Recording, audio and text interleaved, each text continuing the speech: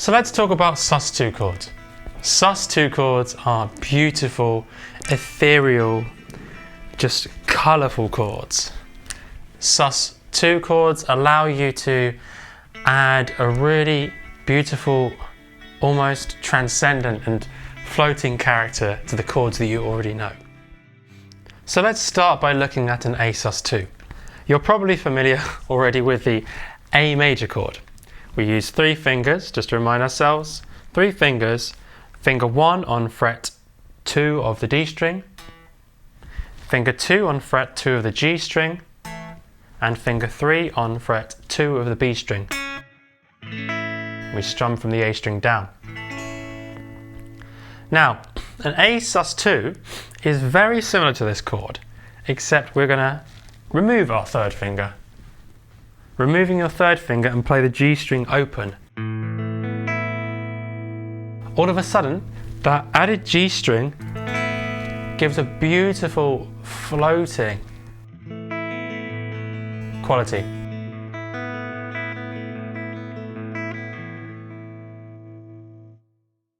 It sounds as if there's hope in the chord, but depending on how you use it, it can also sound tense, combined with other chords.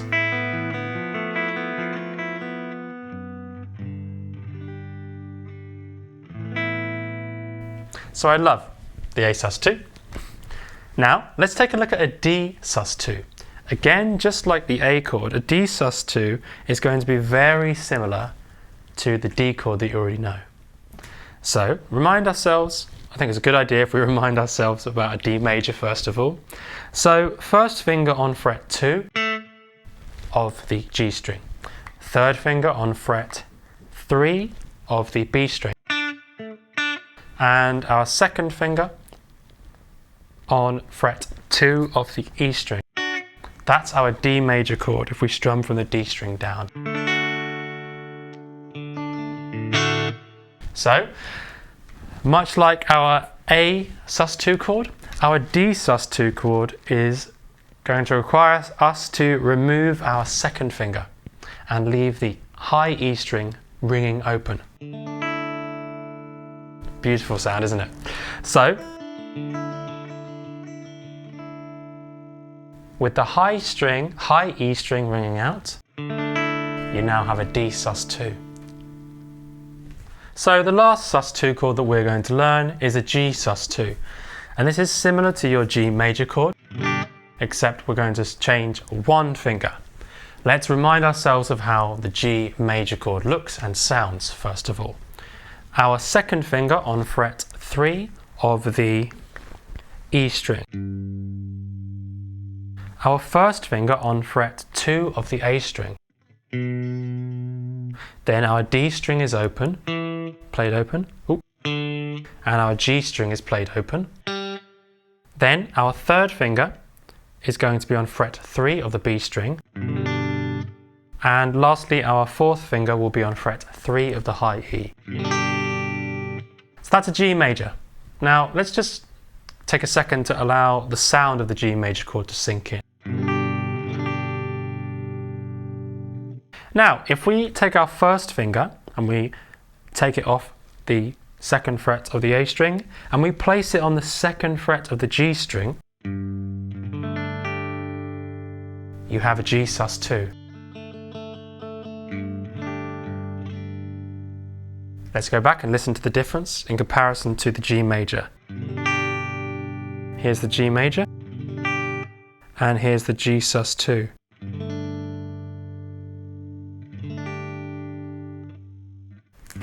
G major,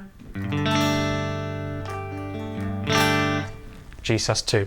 So it's great to use these sus2 chords with the major chord version of it, the ordinary major chord version, to hear kind of pivoting between the two of them. It sounds really nice.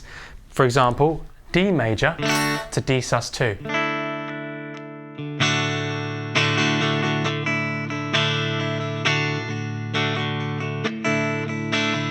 Then maybe to a C, to a G.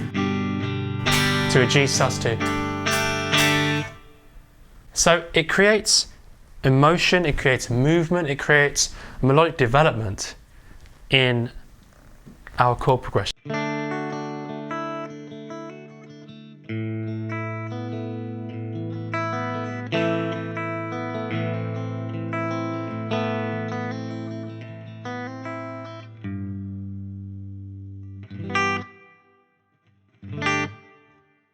So we can go, for example, between an A minor chord to an A sus2, or from an A major chord to an A sus2, from a G major chord to a G sus2, or from a D to a D sus2.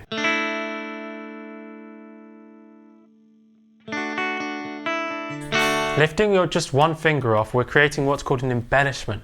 We're actually changing the chord. It's going from a major chord, D major, to a D sus2. But we can, in a way, we can consider this single note change as what we call an embellishment, adding colour and more personality to our chords.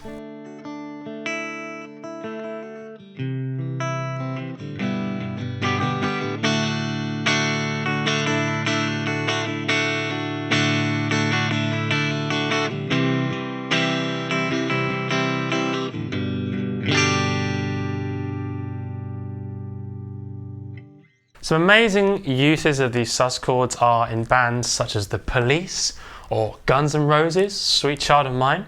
That song you'll hear the D and sus2 and D chord used along with a C and a G throughout the verse and chorus of that song. And for The Police, their guitar player Andy Summers is famous for using sus chords and add nines to create this really almost wide landscape of sound in their songs. So to recap one more time, A sus2, first finger on fret 2 of the D string, second finger on fret 2 of the G string. We strum from the A string down. D sus2, first finger on fret 2 of the G string, third finger on fret 3 of the B string, and we strum from the D string down.